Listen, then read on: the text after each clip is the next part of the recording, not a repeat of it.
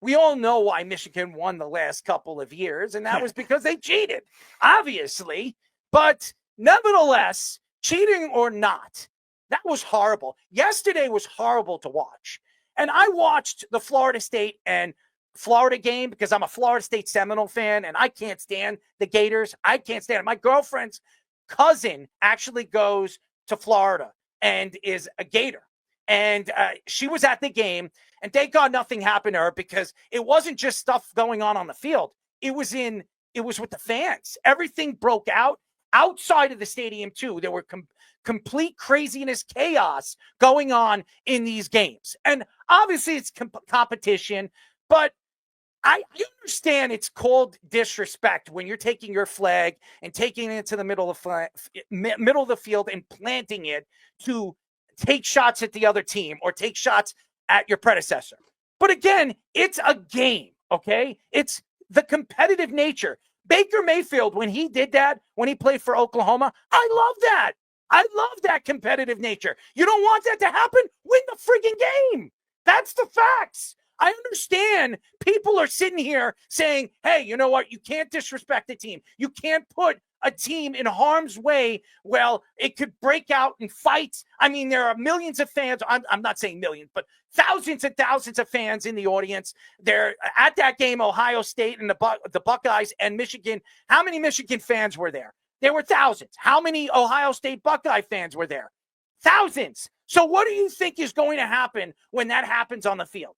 The fans are going to fight. It's going to be an all-out brawl. Now, it's sad that the police had to get involved and spray players with pepper spray. That's terrible. When you hear that story, and again, we speak about the we talk about the NFL and how crazy it is over there in the NFL, but the NCAA do not know how to control their own players. They do not know how to control the coaches because the coaches were in the middle of this fight. They could not control their own players. As a matter of fact, we saw coaches swinging at other players. Errol, they're kids too. Like, you got to understand that. They're kids. They're not grown-ass men.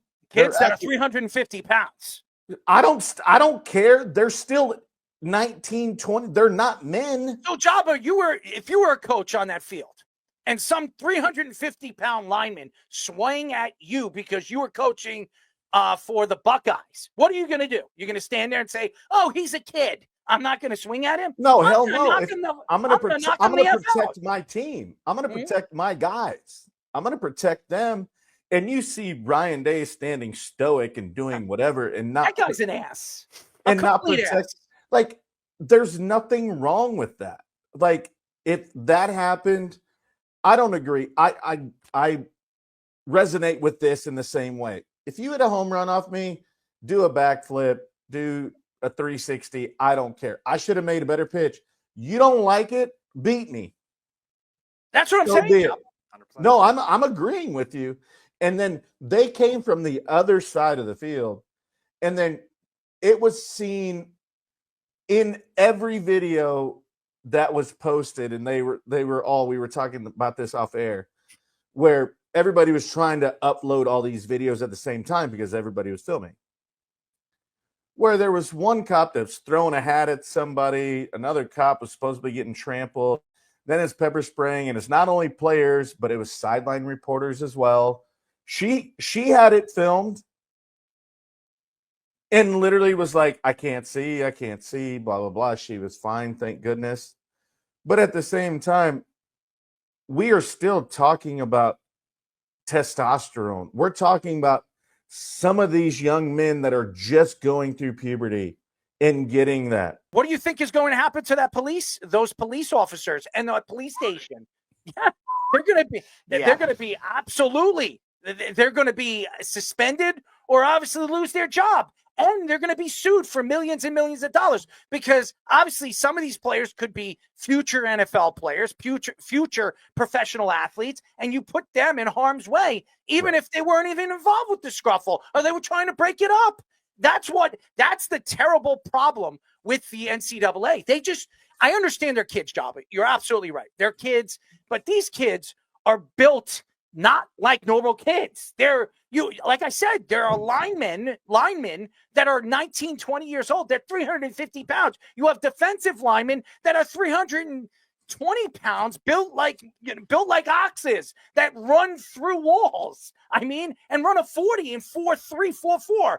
And yes, these police officers, they have to be precautious because they don't want to lose their jobs, and they have obviously assignments when they're on the football field and they're trying to control these players from both sides of the field.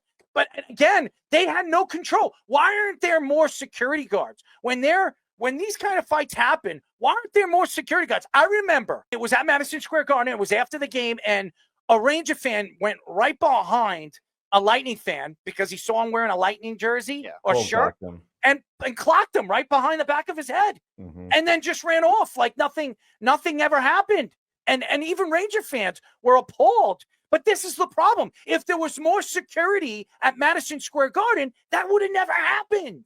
And again, when you know this week is a big week, when it's so much competition, when you have Florida versus Florida State, and you know both schools can't stand each other because they're in the same state, and one's a Gator, one's a Seminole, and I know because I'm a Seminole fan. I've never been to a Seminole Gator game, but I know how these games are. It's ridiculous. We all know what Ohio State did to Michigan a couple of years ago. Threw one of their coaches under the bus, and caused a big problem. Why the fact that they've been looked at, and why I believe Jim Harbaugh left and went to the Chargers. If that never happened, I think Jim Harbaugh is still with the Michigan Wolverines. I don't think he's. Do you think $100,000 fine each team is enough? No.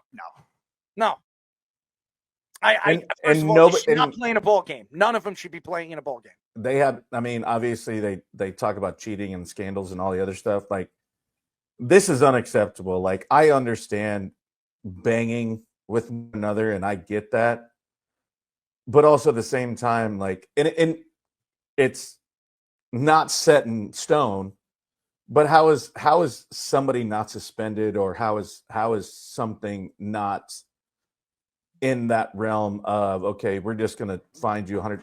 They piss on $100,000. They don't care. Like, how is somebody not held accountable for what happened? I just don't understand that. The best way to do this, and I'll say it again, none of those teams, all the fights, all the brawls that happened in that particular day, Arizona and Arizona State, Florida and Florida State, Ohio State and Michigan, and what was the other game? North Carolina State. All that stuff, break it out. One was worse than the other. None of those teams should be able to play in a ball game. They lose a ton of money. Those schools lose a ton of money. And I guarantee you, if they don't play in those ball games, they'll never do it again. There is no way they will allow that to happen again, losing all that money. You're talking about millions and millions of dollars if they don't play in that ball game, what those schools lose. That's the way to go. I think that's what the NCAA should do. They should drop the hammer on these schools and let them know, and let every school know, that if you do this again, you're done. You lose a ball game, you're not playing in a ball game, and you could lose out and lose a lot of money for your schools.